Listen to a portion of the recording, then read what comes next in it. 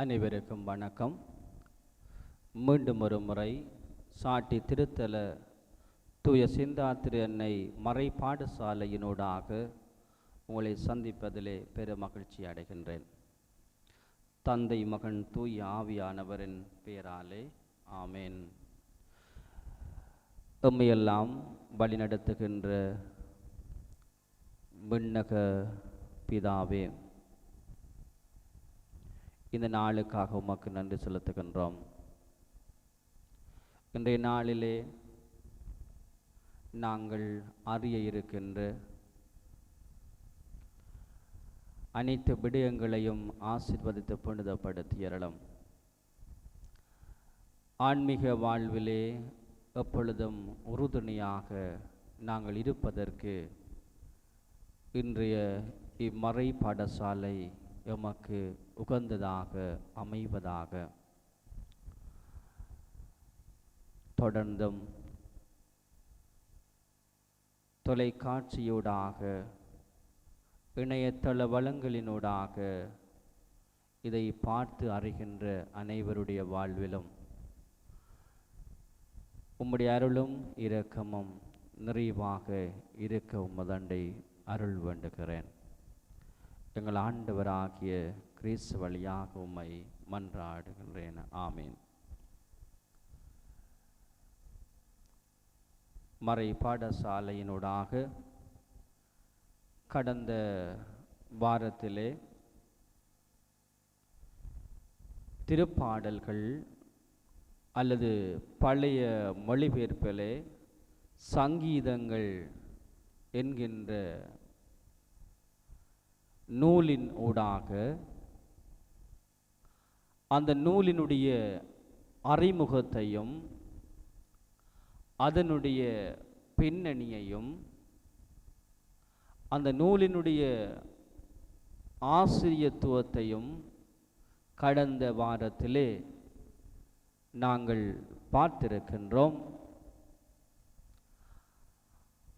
நம்முடைய வாழ்வாக்கி இருக்கிறோம். இன்றைய இந்த வாரத்திலே அந்த திருப்பாடலினுடைய தொடர்ச்சியாக திருப்பாடல் இந்த 150 திருப்பாடல்களையும் எவ்வாறு வகைப்படுத்தி இருக்கிறார்கள், எவ்வாறு பிரித்திருக்கிறார்கள் என்பதை இன்றைய நாளிலே இந்த மறை பாடசாலையின் ஊடாக உங்களோடு சிந்திக்க தியானிக்க இருக்கிறேன். இந்த திருப்பாடல்களிலே இந்த திருப்பாடல் நூலிலே உள்ளடக்கப்பட்டுள்ள இந்த சங்கீதங்களிலே அதனுடைய அழகை பாராட்டுவதற்கு ஒவ்வொரு பாடல்களிலும் சங்கீத மொழியையும் அதனுடன் வழியாக உணர்த்தப்படுகின்ற பிரதி உருவத்தையும் அங்குள்ள இரண்டாவதான தன்மையையும் நபரை பற்றியும்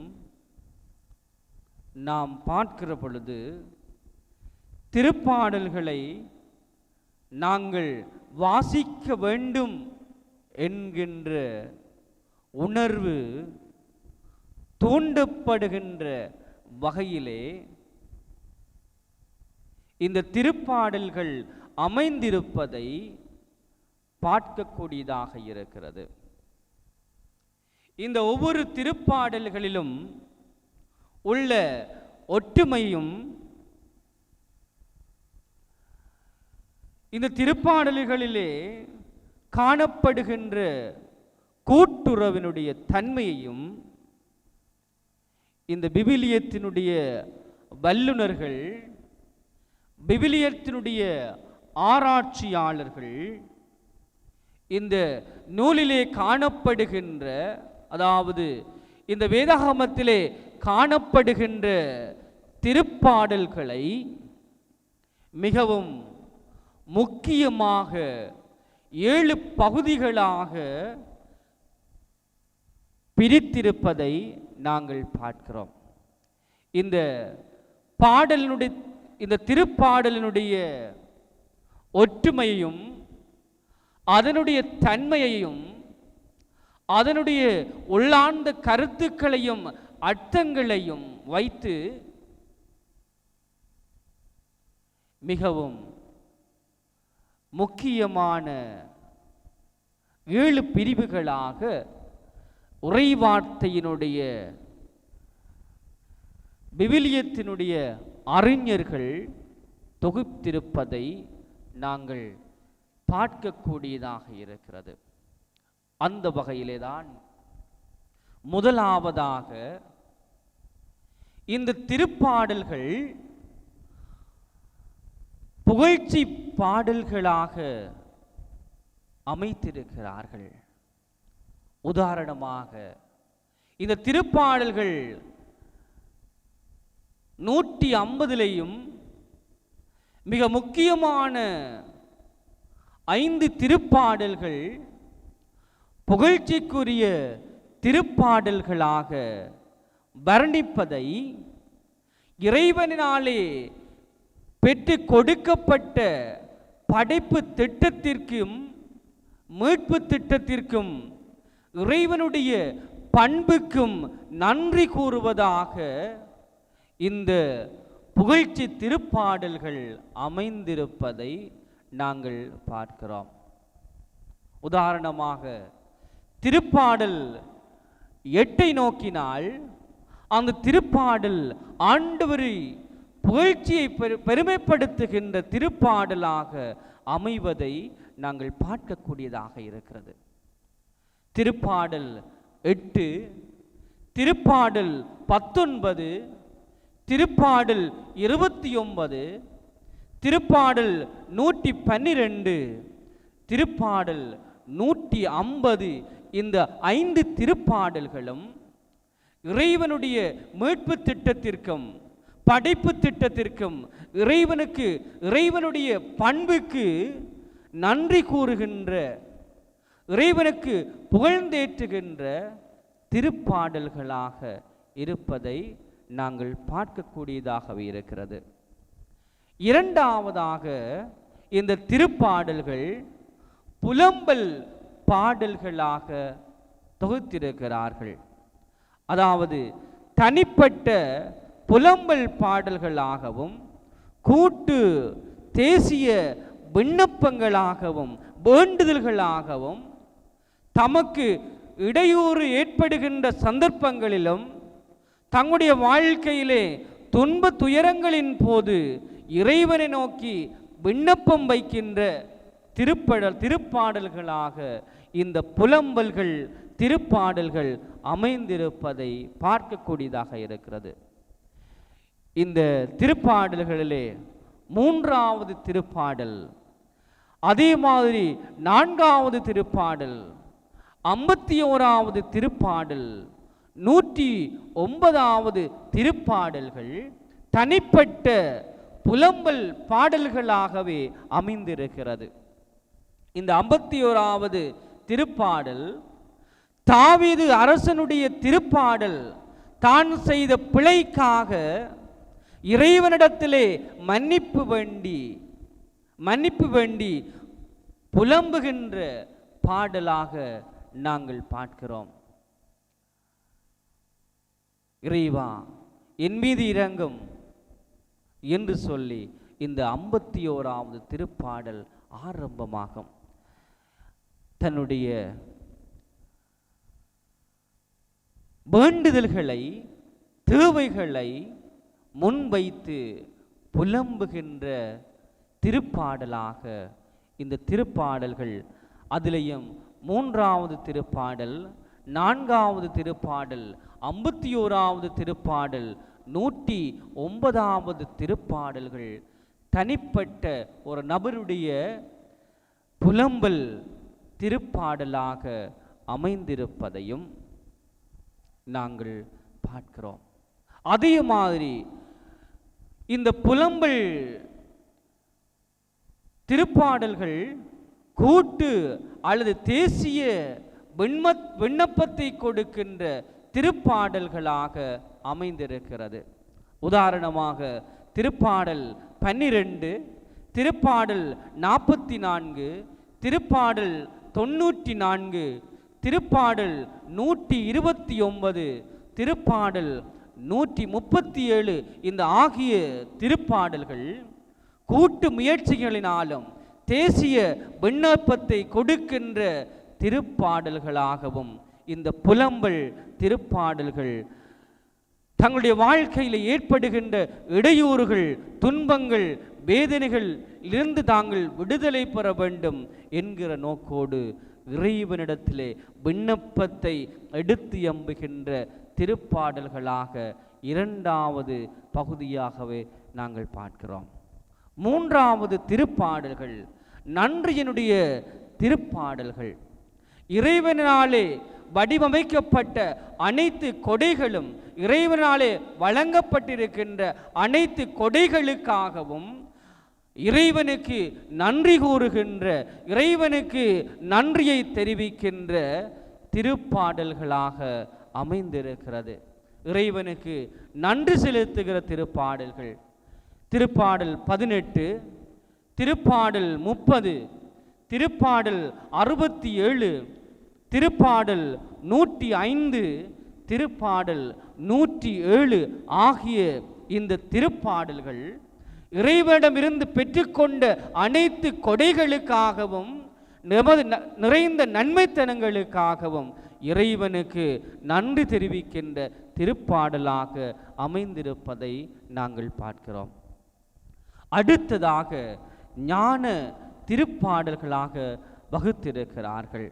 நீதியோடும் நியாயத்தோடும் வாழ்வதற்காக இறைவனுடைய நம்பிக்கை வைத்து பாடப்பட்ட திருப்பாடலாக இந்த ஞான திருப்பாடல்கள் அமைந்திருப்பதை நாங்கள் பார்க்கிறோம்.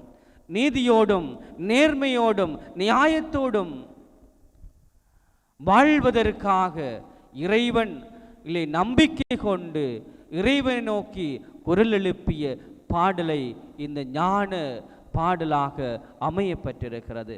அந்த வகையிலே திருப்பாடல் 1, திருப்பாடல் 19, திருப்பாடல் 36, திருப்பாடல் 49, திருப்பாடல் 73, திருப்பாடல் 87 ஆகிய இந்த திருப்பாடல்கள் ஞான திருப்பாடல்களாக நீதியோடும் நியாயத்தோடும் நேர்மையோடும் உண்மையோடும் வாழ்வதற்காக இறைவனிலே நம்பிக்கை வைத்து பாடப்பட்ட பாடலாகவே நாங்கள் பார்க்கிறோம்.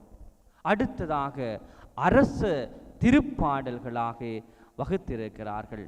அரச திருமண வைபவங்களின் போது அரசர்களுக்கு முடிசூட்டப்படுகின்ற பொழுது இந்த பாடல்கள், இந்த திருப்பாடல்கள் பாடப்பட்டிருக்கிறது என்று சொல்லி அரச திருப்பாடல்களை நாங்கள் பார்க்கிறோம். திருப்பாடல் 2, திருப்பாடல் 12, திருப்பாடல் 20, திருப்பாடல் 72, திருப்பாடல் 10 ஆகிய இந்த திருப்பாடல்கள் அரச வைபவ நிகழ்வுகளின் போது பாடப்பட்ட திருப்பாடல்களாக அமைய பெற்றிருப்பதை திரு விவிலிய வல்லுநர்கள் ஆராய்ச்சியின்படி எடுத்து எம்பியிருக்கிறார்கள். அடுத்ததாக சீயோனுடைய திருப்பாடல்கள், அதாவது திருப்பயணத்தின் போது எங்கெல்லாம் அவர்கள் திருப்பயணங்கள் மேற்கொள்ளுகிற பொழுது அந்த திருப்பயணத்தின் போது அவர்கள் பாடிய அந்த திருப்பாடல்களை சீயோனினுடைய பாடல் அல்லது திருப்பயண திருப்பாடல்கள் என்று சொல்லி அவர்கள் வகுத்திருக்கிறார்கள். எருசலேமினுடைய மகிமையை புகழ்வதற்காகவும் விசேட விதமாக திருப்பயணங்களின் போது இந்த திருப்பாடல்கள் பாடப்பட்டிருப்பதாக திரு விவிலிய அறிஞர்கள் குறிப்பிட்டிருக்கிறார்கள். அந்த வகையிலே திருப்பாடல் 48, திருப்பாடல் 87, திருப்பாடல் 84, திருப்பாடல் 122, திருப்பாடல் 125 ஆகிய இந்த திருப்பாடல்கள் சீயோனுடைய பாடலாக திருப்பயணத்தின் போது எருசலேமுடைய மகிமையை புகழ்வதற்காக பாடப்பட்ட பாடலாக இத்திருப்பாடல்களை வகுத்திருக்கிறார்கள். அடுத்ததாக நம்பிக்கையினுடைய திருப்பாடல்கள், அதாவது இறைவன் மேலிலே நம்பிக்கையும் இறைவன் மேலே அடைக்கலமும் வைத்து பாடப்பட்டதினாலே நம்பிக்கையினுடைய திருப்பாடல்களாக திருவிவிலிய அறிஞர்கள் குறிப்பிட்டிருக்கிறார்கள். வாழ்விலே விசேட சந்தர்ப்பங்களிலே அவரது போதனைகளின் போது பயன்படுத்தப்பட்ட இறைவனுடைய நம்பிக்கையை எதிர்பார்த்து இறை நம்பிக்கையையும் அடைக்கலத்தையும் வைத்து பாடப்பட்ட திருப்பாடலாக நம்பிக்கையினுடைய திருப்பாடலை இவர்கள் அமைத்திருக்கிறார்கள். திருப்பாடல் 23, திருப்பாடல் 46, திருப்பாடல் 62, திருப்பாடல் 63, திருப்பாடல் 71வது திருப்பாடல் நம்பிக்கை தருகின்ற நம்பிக்கையும் அடைக்கலத்தையும் எதிர்நோக்கி இறைவனுடைய பராமரிப்பினிலே நம்பிக்கை வைத்து பாடப்பட்ட நம்பிக்கையினுடைய பாடலாக இந்த 7 பிரிவுகளாக இந்த 150 திருப்பாடல்களையும் திருவிவிலிய அறிஞர்கள் வகுத்திருப்பதை நாங்கள் பார்க்கிறோம். இன்னும் விசேட விதமாக புதிய ஏற்பாட்டிலே மலை பொழிவின் போது பயன்படுத்தப்பட்ட திருப்பாடல் 6வது திருப்பாடல் 8வது திருவசனம் இந்த மலைப்பொழிவினுடைய தன்மையை இந்த திருப்பாடல் எழுத்தியம்பியிருப்பதை நாங்கள் பார்க்கிறோம். இந்த 6வது திருப்பாடல் 8வது வசனம் சொல்லுகிறது, தீங்கிழைப்போரே நீங்கள் அனைவரும் என்னை விட்டு அகன்று போங்கள், ஏனெனில் ஆண்டவரின் அழுகுரலுக்கு செவிசாய்த்து விட்டார். இந்த திருவசனம் புதிய ஏற்பாட்டிலே மலைப்பொழிவின் போது மலைப்பொழிவிலே காணப்படுவதை நாங்கள் பார்க்கிறோம்.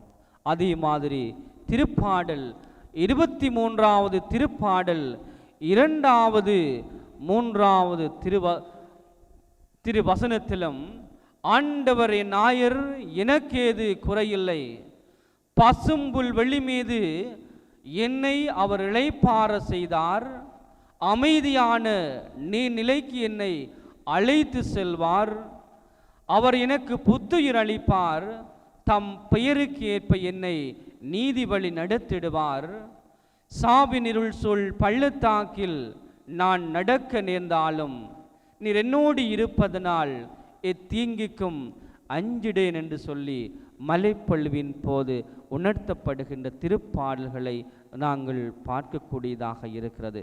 அதே மாதிரி 37வது திருப்பாடல் 11வது திருவசனமும் அதே கருத்தையும், 48வது திருப்பாடல் 2வது திருவசனமும் இந்த மலைப்பொழிவின் போது எடுக்கப்பட்ட வரிகளாகவே காணப்படுகிறது. அதே மாதிரி சிலுவை அடியிலே சிலுவையில் இயேசு பயன்படுத்தப்பட்ட திருப்பாடல் 22வது திருப்பாடல் 41வது திருவசனம் இவ்வாறு எடுத்து எம்புகிறது,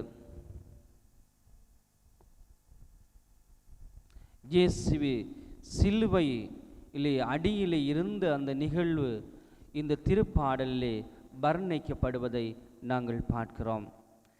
22வது திருப்பாடல் 41வது திருவசனம் எடுத்து எம்புவதை நாங்கள் பார்க்கிறோம். இவற்றை விட இஸ்ராயேல் மக்களுடைய பொது வாழ்க்கையிலே இறைவனிலே அவர்கள் கண்டு அனுபவித்த தன்மைகளை சிறந்த சான்றாக இறைவனை அவர்கள் அனுபவித்த இன்பமான நிகழ்வுகளுடைய சான்றாக இந்த திருப்பாடல்கள் அமைந்திருக்கிறதை நாங்கள் பார்க்கக்கூடியதாக இருக்கிறது. இறைவனுடைய வல்லமையான செயல்கள், அதாவது பிரபஞ்சத்தை படைத்து இறைவனிலே விசேட பண்புகள் தொடர்பட்ட அனுபவங்களுக்கும் பிரதிபலனாக புகழ்ச்சி பாடல்கள் ஆக்கப்பட்டிருப்பதையும், மனித பலவீனத்தினாலே ஏற்பட்ட பல்வேறுபட்ட துன்பங்கள், வேதனைகள், மரண நெருக்கடிகளினான அனுபவங்களினாலே இறைவனை நோக்கி புலம்பியதும், இறைவனது அதிகாரமுள்ள மத்தியத்தை, இறைவனுடைய தலைமைத்துவத்தை பிரதிபலிக்கின்ற திருப்பாடல்களாக இந்த திருப்பாடல்கள் அமைந்திருப்பதை நாங்கள் பார்க்கக்கூடியதாக இருக்கிறது. இவற்றினுடைய வழியாக முன்வைக்கப்பட்டுள்ள உண்மை யாதெனில், இறைவன் மீது நம்பிக்கையை பாதுகாப்பது ஆகும். இது இறைவனுடைய அனைத்து வல்லமை மீதும் அளவில்லா இரக்கத்தின் மீதும் தங்கியுள்ளது. எனவே இத்திருப்பாடல்கள் எல்லா வகையிலும் மன்றாட்டுகளினுடைய புதியல் என இந்த திருப்பாடல்களை திரு விவிலிய வல்லுநர்கள் எடுத்தியம்பியிருக்கிறார்கள். அதாவது மன்றாட்டுக்களுடைய புதையல் என திரு விவிலிய வல்லுநர்கள் திருப்பாடல்களை வர்ணித்திருப்பதை நாங்கள் பார்க்கக்கூடியதாக இருக்கிறது. எனவே திருப்பாடல்களை விவிலிய வல்லுநர்கள் 7 பகுதிகளாக பிரித்திருக்கிறார்கள். புகழ்ச்சி திருப்பாடல்களாக, புலம்பல் பாடல்களாக, நம்பிக்கையினுடைய பாடலாக, ஞான திருப்பாடல்களாக, அரச பாடல்களாக, திருப்பயண பாடல்களாக 7 விதமாக இந்த திருப்பாடல்களை பிரித்திருக்கிறார்கள். எனவே இந்த திருப்பாடல்கள் ஒவ்வொன்றும் ஏதோ ஒரு விதமாக எங்களுடைய வாழ்க்கையிலே தொடர்பட்டிருப்பதை நாங்கள் அறியக்கூடியதாக இருக்கிறது. எங்களுடைய வாழ்க்கையிலே நாங்கள் இறைவனுக்கு கொடுக்க வேண்டிய புகழ்ச்சி, எங்களுடைய தேவைகளை, வேண்டுதல்களை இறைவன் பால் எடுத்து எம்புவது, இறைவனுடைய பெற்றுக்கொண்ட நன்மைத்தனங்களுக்கு நன்றி கூறுவது, இறைவனோடு நாங்கள் ஐக்கியமாக நீதியோடும் நேர்மையோடும் அது வாழ்வை நாங்கள் கை கொள்ளுவதற்கு, நீதியின் பிரசன்னத்திலே நாங்கள் வாழுவதற்கும், எங்களுடைய மகத்தான பணிகளை நாங்கள் செய்வதற்கும், நாங்கள் திருப்பயணங்கள் மேற்கொள்ளுகிற பொழுது நாங்கள் உச்சரிப்பதற்குரிய திருப்பாடல்களை, இந்த திருப்பாடல்களை திருவிவிலியத்திலே மிக அழகாக வர்ணித்திருக்கிறார்கள். மிக அழகான முதலே நமக்கு தந்திருக்கிறார்கள். எனவே எங்களுடைய வாழ்க்கையிலே நாங்கள் ஒவ்வொருவரும் இந்த திருப்பாடல்களை நாளும் பொழுதும் வாசித்து எங்களுடைய புகழ்ச்சிகளையும் நன்றிகளையும் இறைவனுக்கு தெரிவிக்கிற அதே வேளையில் இறைவனிடத்தில் எங்களுடைய தேவைகள், வேண்டுதல்கள் எல்லாவற்றையும் புலம்பல் வழியாக எடுத்து எம்பி ஆண்டவருடைய அருளையும் நாங்கள் நீதியோடும் நேர்மையோடும் வாழ்கின்ற வரத்தை நாங்கள் தொடர்ந்து இந்த விவிலியத்தின் திருப்பாடலூடாக நாங்கள் பெற்று மகிழ்வோம். ஒவ்வொரு நாளும் எங்களுடைய இல்லங்களிலே நாங்கள் ஒன்றாக குடும்பமாக ஒன்றிணைந்து இந்த திருப்பாடல்களை வாசித்து அதனுடைய உள்ளார்ந்த அர்த்தத்தை எமதாக்கி தொடர்ந்தும் நாங்கள் வாழுவோம். எம்மை ஆண்டு வழி நடத்துகின்ற புன்னக பரலோக பிதாவே,